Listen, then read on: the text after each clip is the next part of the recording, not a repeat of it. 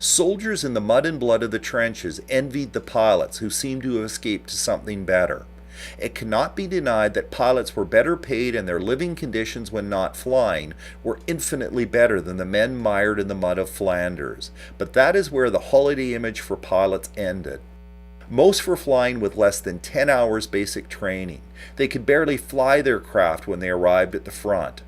Taking off and landing were a dangerous adventure that took many a pilot's life. Crashing on takeoff with a full fuel tank was almost a guaranteed death. Wind, fog, sun, and freezing cold dogged this first generation of pilots. The various fuel mixtures used in early aircraft gave off toxic fumes that made the pilots dizzy for days on end. With no onboard oxygen, these early pilots were limited in heights they could climb. But in the heat of combat, that was often forgotten, and the planes climbed into oxygen-starved air, where they stalled or their pilots lost consciousness and crashed. For every pilot who became an ace and the darling of their respective media, hundreds died on both sides their first week at the front. Older veteran pilots refused to associate with these rookies, believing that until they proved their worth and survived a handful of missions, time spent developing any kind of friendship would be wasted. Many pilots were sent back to England or Canada suffering from dysentery, fever, nerves, and stomach problems. The toll of flying sometimes 3 missions a day was brutal. Today we would recognize these pilots as suffering from post-traumatic stress disorder. In World War I, there was no such sympathetic diagnosis.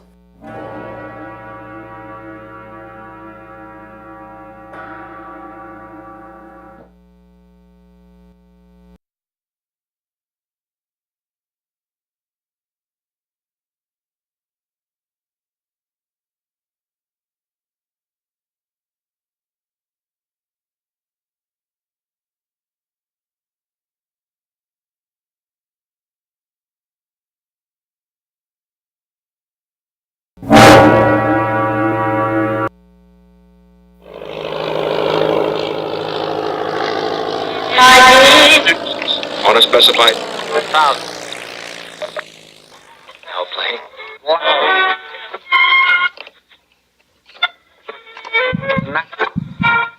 Lieutenant.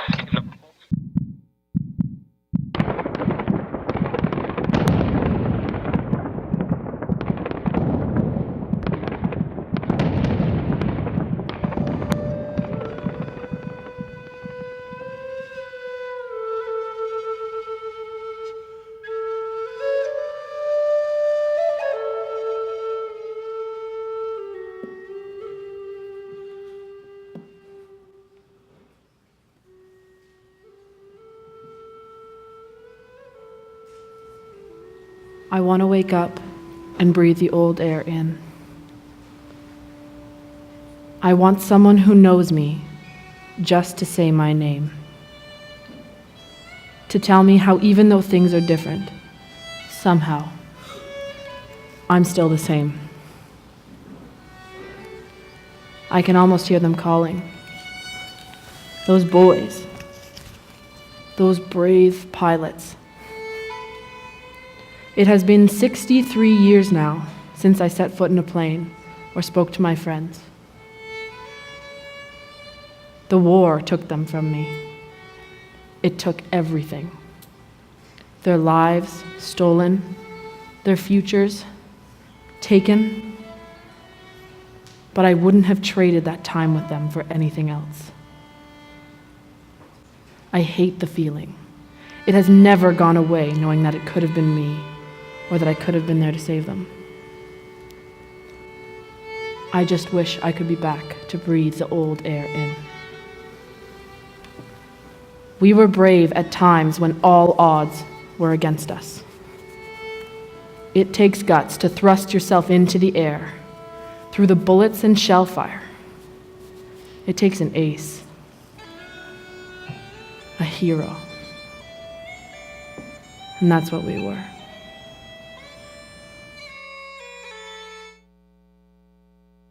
On this Remembrance Day, we would like to honor those brave young men of almost 100 years ago who flew for Canada over the skies of a war-torn Europe in the first military aircraft. These men, seldom older than 25, had to compete with not only a skilled enemy, but with machines that were often more dangerous to them than the Germans, terrible and unpredictable weather, and battle fatigue from constant combat. By 1918, their life expectancy was measured in days, not weeks. Yet by the end of the war, many of Britain's most successful and highly decorated pilots were Canadians. In 2013, we take air travel as a given. At no time in our lives has the option of flight not been there. The military use of aircraft has become so sophisticated that President Obama believes he can punish an outlaw dictator in Syria almost exclusively by the use of air power. Canada's history of flight is a very recent one. The first powered flight took place in Canada in 1909. Almost immediately, inventors and industrialists saw that there could be military uses for this new and wildly unpredictable piece of technology. In the same year, 1909, 2 aircraft prototypes were offered to the Canadian military, but during demonstrations, both aircraft crashed while landing, convincing Canada's top generals that this new invention had little value. As Europe prepared for war, very different conclusions were being reached in most of the major European nations. Germany, Italy, Russia, Britain, and France embraced this new invention and spent much treasure developing the airplane, which was little better than a powered kite, into something a little more robust and reliable. You're the ones I meant to look after? I am Officer J.S. Porter, and this is 21 Squadron. I haven't got the time for you two right now, so you'll check in with your experienced flyers soon to begin your training. So, I guess I should lay down the basics for you. Names? Names! Parkman, sir. Very well, and you, boy? Lewis, sir. Fine. 4 rules, boys. Learn them, follow them, and do not be as foolish to disobey. 4 rules, 1 life. Live by them, and you earn your place here, and maybe they'll keep you from dying. Number 1, to receive and obey all orders from the commanding officer. Listen to your higher-ups, and that means those of us who have been here longer than a week. Number 2, I will guard everything within the limits of my post and quit my post only when properly relieved. Don't be a hero. Stay in formation up there. Do not abandon the mission. Number 3, I will report all violations I am instructed to enforce. Unless we say something, don't be a snitch. No one likes a snitch. Own your mistakes. If you mess up, it's all our lives on the line. You're accountable to all of us. Number 4, to be especially watchful at night and during the time of challenge all persons on or near my post and allow no one to pass without proper authority. Eyes to the skies, boys.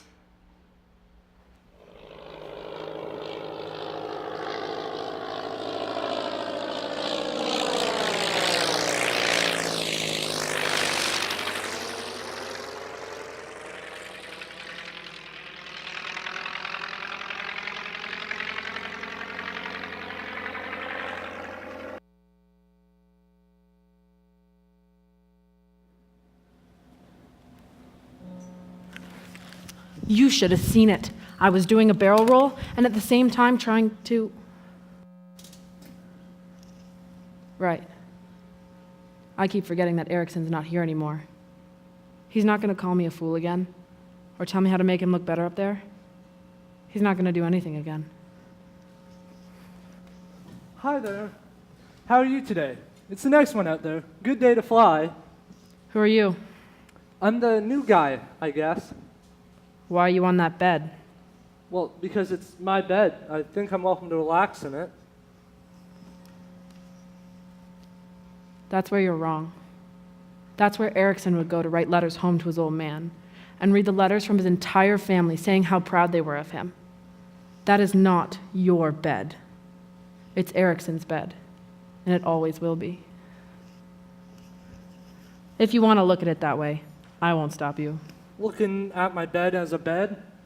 I don't think of it like that. I'm Ted. Ted what? No point in using that name. It'll be worthless knowledge by next week. Ted Parkman.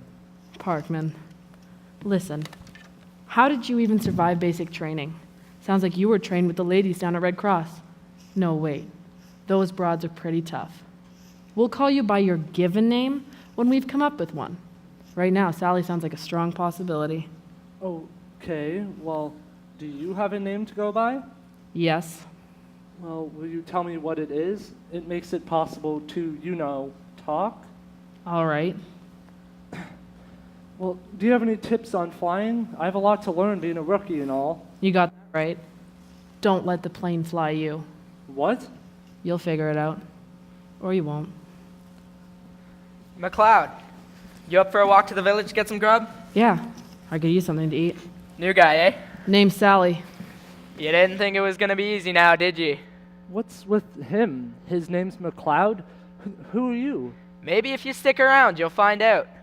I wasn't planning on going anywhere. No one is. Friday, May 5th, 1916. I flew into Farnborough today. Training is over. We're in on the real action now. There was boats all over the channel, so I knew if I had to flop in, I would be okay. There was cruisers and destroyers all over the channel. France did look altogether different from England from the air. As we reached the aerodrome, I noticed I had half an inch of petrol left, so I shut off, spiraled down, and landed. Flashes of a chap I'd gotten to know in training came to my mind. Charles Raymond Waller was his name. I didn't get to know him that well, but he died on the last day he got his wings. They say he fainted in the air, his plane blown to bits. They found him near his plane with his chin strap undone. You know what that means to a flying man? It means when you fly too high, you start seeing stars, and you begin to feel fainty. Well, his mom said the day he got his wings, he flew straight up to God. Well, that's not gonna be me. I'm not gonna be another loss. I'm gonna show them all, and I'm gonna do it for Waller and all the other sorry chaps who never got the chance to do it. I will be an ace. When World War I began in the summer of 1914, all the major combatants could field at least some form of air force. In the summer of 1914, the British requested from Canada 6 experienced pilots to help supplement those already available in Britain. Sir Sam Hughes, the Minister of Militia, scoured Canada coast to coast and could not find the number that Britain required. Pilots in Canada when war broke out were about as rare as astronauts are today.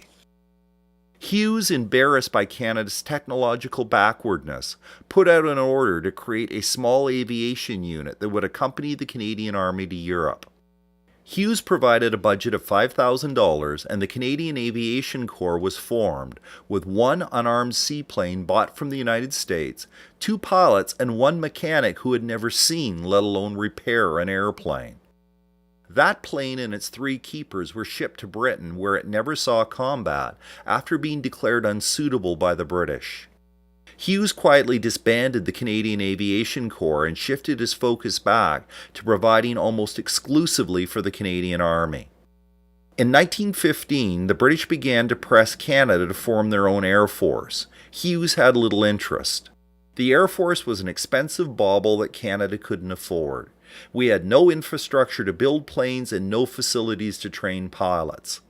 Hughes was quite content to let the Royal Flying Corps and the Royal Naval Air Service take young Canadians who were keen on flying and utilize their skills and talents in those 2 branches of the English military.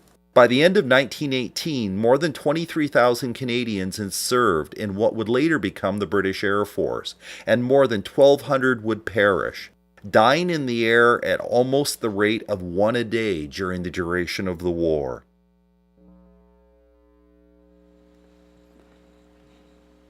I got up at 4 a.m. and went to the aerodrome. I set out to patrol the lines. My observer was Townsend. It was a bit cloudy, and on our first trip from Souchez, we had just passed Raw and crossed the line before we knew it. Then I heard a series of whizzes followed by a series of bangs. I looked and saw about a dozen shells burst about 20 yards above me. Not long after, my engine gave out, but I managed to get behind our lines and bring her down gently enough in a field. You know, it's the takeoffs and the landings you have to watch out for the most. You take a hit, you go down in flames. You touch the paint, you wear out the material. You fly in the wind, you have landing troubles. Not exactly down to a fine art. But even if the planes aren't up to it, we always will be. They need us. So, I dust myself off, check to see the Townsend is still kicking, and set off to see where we are. Oh. Bonjour. You are British? Canadian. Ah. You have crashed? Yes, it appears so. Engine failure. That is what they all say. You are okay, no? Yes, I'm fine. Sorry for the inconvenience of landing in your field. You mean crashing in my field? Yes, crashing is, I suppose, more accurate. My name's Joseph Lewis. Joe for short. And your name is? Ah, oui. Je suis Marie. I am Marie. Here. You're very kind. Merci. We talked for hours, and the time it took for the tender to arrive. And she was charming. His eyes. They were sharp and clever. He was a little nervous, maybe. I could tell. He was a gentleman. He made me laugh. I loved his face. From the moment that I saw it. The way the stubble of his beard had grown since the morning. The way the lines around his eyes creased when he laughed. We talked about the war. The difficulties. We talked about the fear that is always lurking on the edges of every day. It wears away at you. It makes you so tired. It was silly, and I shouldn't have, but I couldn't help but think, wouldn't it be nice to have this man to help bear the hardness of this life, of these times? I am not frivolous, and I am no longer a schoolgirl. However, when he smiled at me, and his face lit up in answer to me and my smile, it filled my heart with excitement and hope. When we got back, I couldn't get my mind off of her, Marie. So from then on, whenever I had a chance, I would come back and I would see her again. You know, even though I spend most of my time flying around in the sky, the best times I have are wandering around in a field. Then one day, when I managed to come back to the farmhouse, I knocked on the door and asked after her to the old man who always answered. He told me that she was not there. There had been a bomb. I don't know what happened exactly. I stopped hearing after understanding that she was gone. I thought that maybe something could have happened. Something could have happened with us after. I could have brought her home. I could have been a hero to her. But that's not going to happen now. Nothing will. This war kills people, it kills dreams, it wipes out all of our hopes. All I can say is that no matter how much damage is done to the earth, it only takes one death to destroy someone's world. 2013, many Canadians have heard the adage that it's safer to fly than it is to drive your car to work. Some believe that flying has always been that way. It was not the case. Early aircraft were crude and flimsy combinations of wood and fabric. They were underpowered and prone to engine failure. To conserve weight, there was very little protection for the pilots. In many aircraft, their seats sat on top of the gas tank. One errant bullet and the plane was burning and the pilot was doomed. The parachute was not perfected until 1915, and many air forces didn't issue them until the waning days of the war, believing that pilots would abandon lightly damaged planes rather than return with them to base. Aerial combat put stresses on these flimsy crates that caused many of them to lose their wings and shred in midair. Even later in the war, many air forces were losing more men to mechanical failure than enemy ground fire or air-to-air combat. Early in the war, planes were used exclusively for reconnaissance. These craft were armed only with camera, and pilots on both sides often waved to each other as they passed on their missions. Generals soon realized that the pictures taken by these craft could influence the success or failure of a battle significantly, and the civility in the air soon came to a sudden halt. Soon pilots were carrying sidearms and rifle fire was being exchanged between aircraft. Rifles were soon replaced by machine guns, and the carnage in the air began. I am dreaming, dear, of you, day by day. Dreaming when the skies are blue, when they're gray. Let me call you sweetheart, I'm in love with you. Let me hear you whisper that you love me too. Keep the love light glowing in your eyes so true. Let me call you sweetheart, I'm in love with you. I think the blonde has eyes for me, boys. Hands off, hands off. In your dreams, Sally. Quit calling me that. It's stuck. You're Sally. What about Lewis? The class seems a little bit too obvious. How about Romeo? Give it back, Williams. Fine, don't get so sore about it. I have one just like that. Oh yeah? Yeah, it belongs to your sister. I was with her last night. She says hi. Don't talk about my sister like that. These lads, it's all just a big laugh. More focused on being hotshots and meeting women than anything else. They'll know soon enough. You act like an old man, McLeod. You're about 5 years older than the youngest, and I've only been flying a year more. Out here, that's an eternity, and you know it. We all miss him. Erickson was a good man, a good pilot. Couldn't have been that good of a pilot to get us our shot out of the sky the way he did. Always pushed it. Probably pushed it that day, too. It was always going to be bad, McLeod. Stop acting surprised. It's war and it's hell. People die. Just do the job and keep your nose to the ground. There's lots of time to cry about it later. That recruit just like a smart aleck, know-it-all, thinks he's gonna set the sky on fire. It's not the worst attitude to have. Let him think that.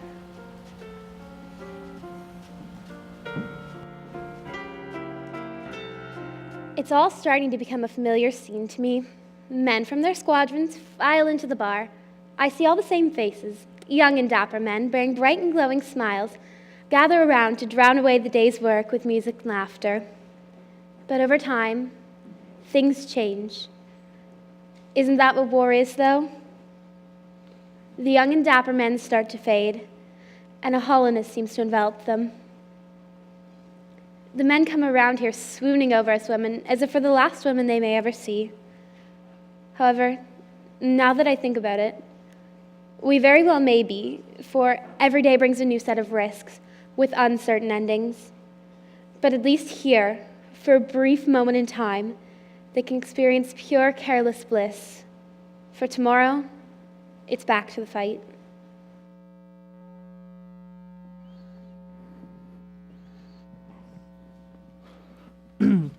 Looky, a good luck penny.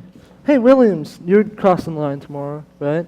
Here's some extra luck to fend off those Archies. I don't need luck. If Bishop and McLaren can do it, I can too. Here, old man.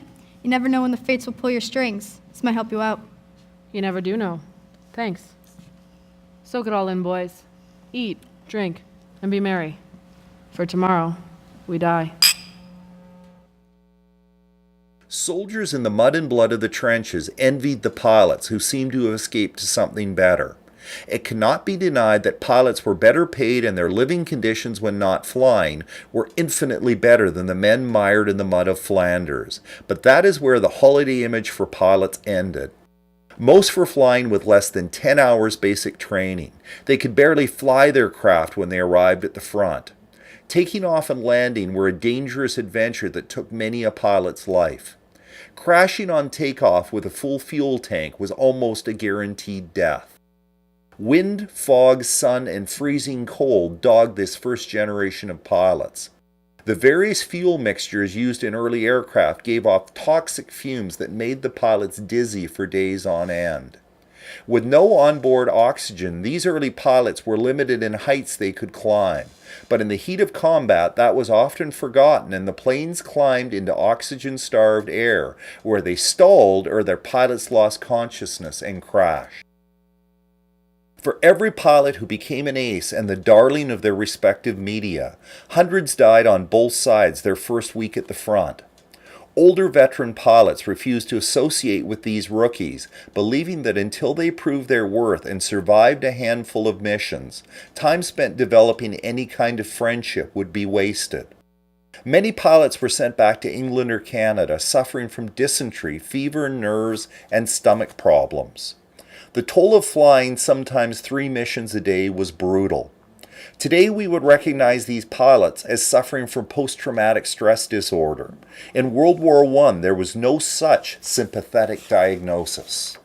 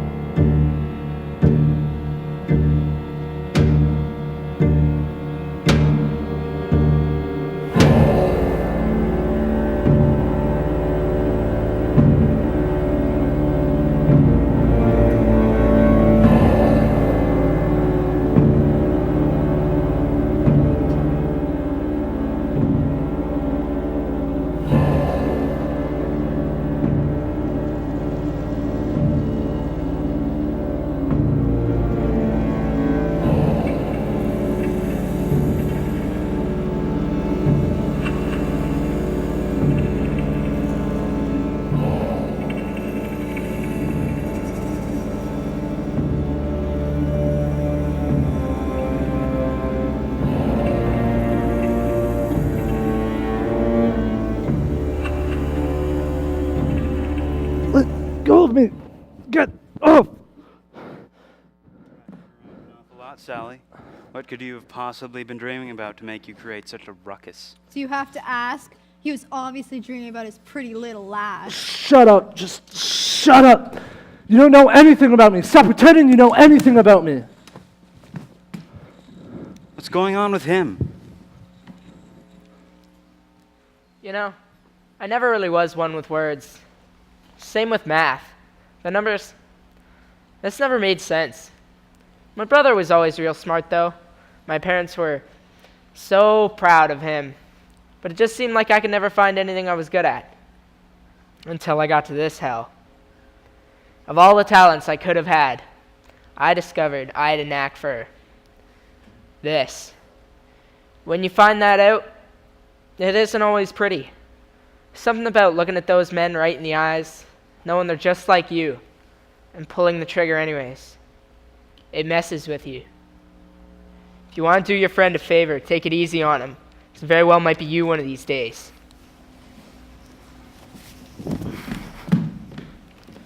You made it back. Can't get rid of me that easy, Sharp. Let's hash this out, ladies. What happened up there? You, go. 7:37, we went out on a reconnaissance of several towns. We went up in a diamond formation and I took up the rear. As soon as we crossed the line, the Archies started firing at us, using me as a likely target. You guys stood northwest at high speeds and there was a hail of Archies between you and I had to turn around and turn southwest. I had to follow. I was bombarded. You got bombarded. I was brought down. You should have got back in there. If we're such a team, why is it my fault? You fell out, and not just to get out of the way. You were thinking of you, and you alone. I had no choice. You made a bad choice, and it could have cost me my life. It was a mistake. We all make mistakes every day. You know what it's like to make a split-second decision. Was I talking to you? You gotta own your mistakes. We could have lost a man out there this week. Do we understand each other? Understood. We're a team. We've got no room for grandstanders here.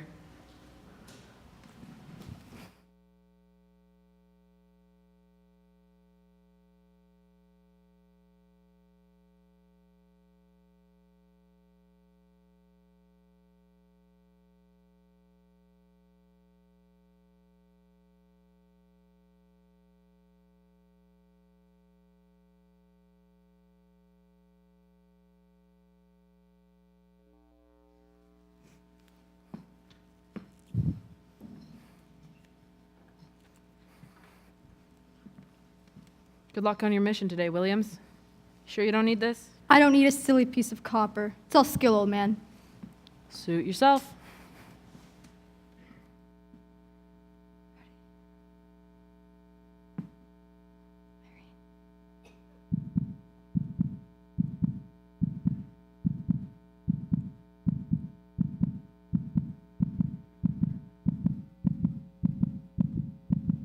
Come on. Take it a bit higher. Yes. Beat that record, McLeod. Oh, damn it! Engine's no good. Gotta get this girl on the ground.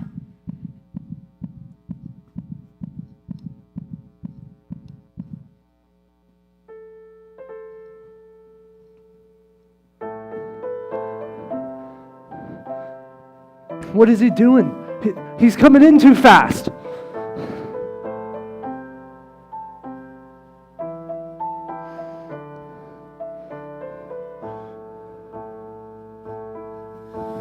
Down by the river, by the boat, where everybody goes to be alone, where you won't see any rising sun.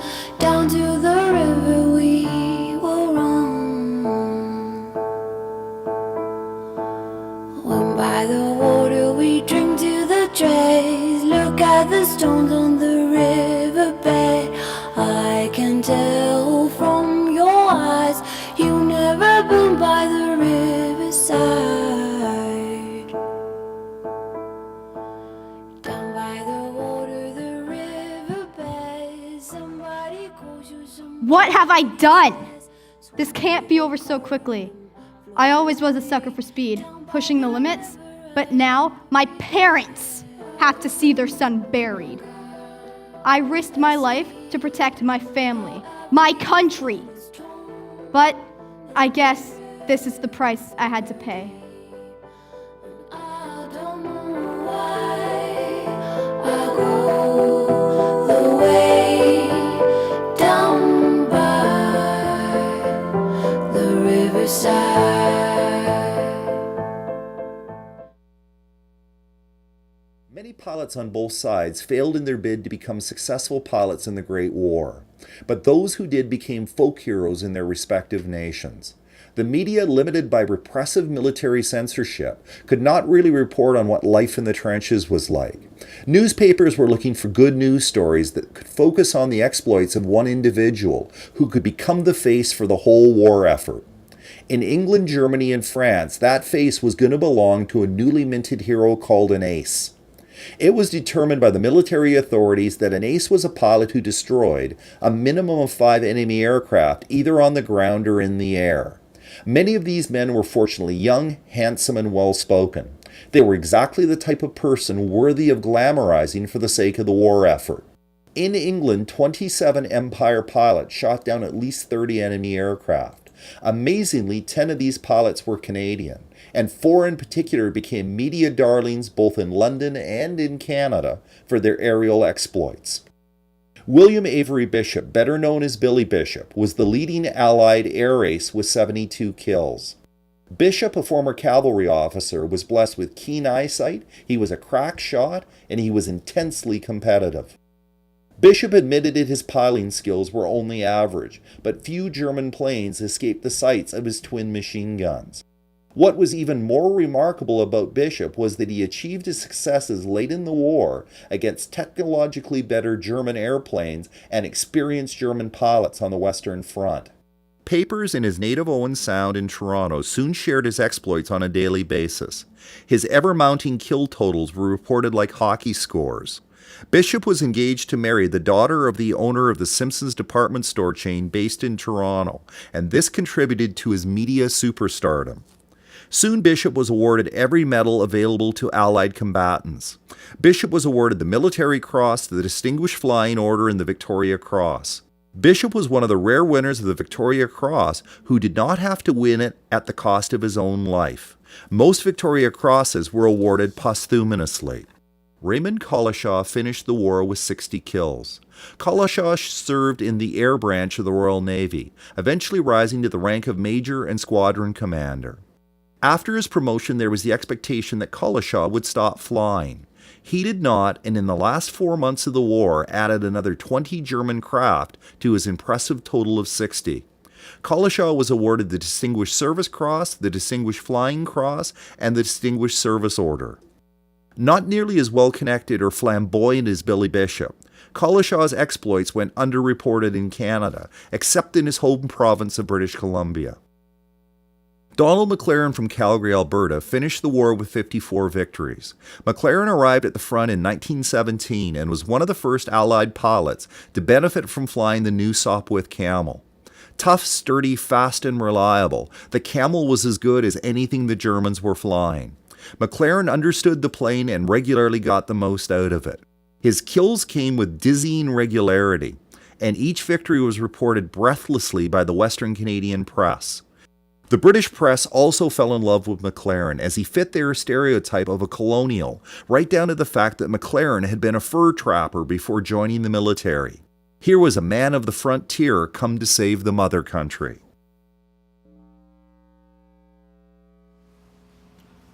Hey, are you still up? Sleep doesn't exactly come easy anymore. You just get better at going on without it. What? Is it finally setting in? Yeah, I just keep hearing the engines and explosions, and then I would have these weird dreams, but they weren't any kind of relief. After being in battle, sleep isn't rest anymore. It starts becoming a chore that your mind has been preparing for you. Like a terror. It wasn't bad those last few nights, but then after William, after he... Yeah, I know. I mean, I keep seeing his face. I'm afraid of what will happen if I don't sleep, but I'm terrified of what will happen if I do. How do you do it? How do you go on when your friends die? Simple. You stop making friends. You can't remember the face if you don't bother to learn it. Even before that, there are still obstacles. Was this bed somebody's? The only thing worse than your friend being gone is having someone else there to replace him. Who was he? Sorry. I'll try to relax and good night, McLeod. You can call me Captain. Good night, Captain. Night, Ted. William Barker completed the group of Canadian-born pilots who finished the war with at least 50 kills. Flying on the Western Front, Barker became one of the best salesmen that the Sopwith Aircraft Company could have hoped. Not only did he shoot down 46 aircraft flying their Camel fighter plane, he achieved all of these victories in the same plane. It was not untypical for a pilot to go through multiple mounts as his plane succumbed to the wear and tear of combat. Barker's plane served him well and is retired from combat in 1918. Barker continued to fly Sopwith products, finishing the war flying a Sopwith Snipe. Barker finished the war winning the full brace of medals, including the Military Cross 3 times and the Distinguished Flying Order twice. Barker was also awarded the Victoria Cross, and the citation detailing the action for which the award was given is well worth reading on this day of remembrance. Captain William Barker, DSO, 201 Squadron, Royal Air Force. On the morning of the 27th of October 1918, this officer observed an enemy two-seater over Forêt de Hamal. He attacked this machine and after a short burst broke it up in the air. At the same time, a Fokker biplane attacked him and he was wounded in the right thigh, but managed despite this to shoot down the enemy airplane in flames. He then found himself in the middle of a large formation of Fokkers, who attacked him from all directions, and was again severely wounded in the left thigh, but succeeded in driving down 2 of the enemy in a spin. He lost consciousness after this, and his machine fell out of control. On recovery, he found himself again being attacked heavily by a large formation, and singling out one of the machines, he deliberately charged it and drove it down into flames. During this fight, his left elbow was shattered and he again fainted, and on regaining consciousness, he found himself still being attacked. But notwithstanding that, he was now severely wounded in both legs and his left arm shattered. He dived on the next nearest machine and shot it down in flames. Being greatly exhausted, he dived out of the fight to regain our lines, but was met with another formation which attacked and endeavored to cut him off. But after a hard fight, he succeeded in breaking up this formation and reaching our lines, where he crashed on landing. This combat, in which Major Barker destroyed 4 enemy airplanes, 3 of them in flames, brought his total successes to 50 enemy machines destroyed, and is a notable example of the exceptional bravery and disregard of danger which this very gallant officer has always displayed through his distinguished career. Miraculously, Barker survived this event. Oh my, have you seen the paper yet today? There's quite the story in here. No, let me see. Well, looky here. Have you seen the paper yet today? No, let me see. With 34 kills and counting, it looks like Britain has found itself its new golden boy, Flight Commander McLeod. Oh my, what a brave man he must be. His sharp skills and precision are sure to win the war. And not to mention his dashing looks. My, those men are so brave and handsome, helping Britain win the war in their fancy airplanes. Wouldn't it be something to meet one of those golden boys? I tell you this, the British press sure knows how to write a story. I'm sure those women are lining up to meet those golden boys. Shh. Elizabeth's coming. Why? I don't understand. Didn't you hear? Her brother got killed in France. It was an accident of some sort. She got the news earlier today. What are we working on today, ladies? Shh. Here comes Parkman. I was told to pack up William's bunk, send his personal stuff back home. I've never had to do anything like this before. It's unseasonably warm today, eh, ladies? Yeah. He was 19 years old. Our mother begged him not to go, but we all knew how he would end up going. Sometimes I can hear my mom crying in the middle of the night, begging that this is all just a bad dream and to wake up. But she doesn't, because it's real. He's not coming home. He should have been able to have a family, teach his kids right from wrong, and grow old with the one that he loves. Things that people are supposed to do. I don't know how we'll make it on without him. This type of thing happens to families all the time, losing their loved ones, but you're never quite prepared for when it happens to you.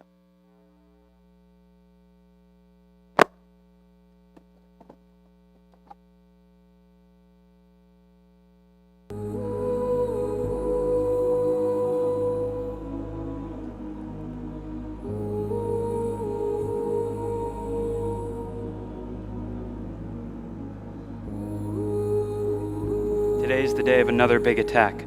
The French 6th Army are to attack from Sailly south along their front. Our 3rd and 4th Armies are to push east. 7:37 a.m.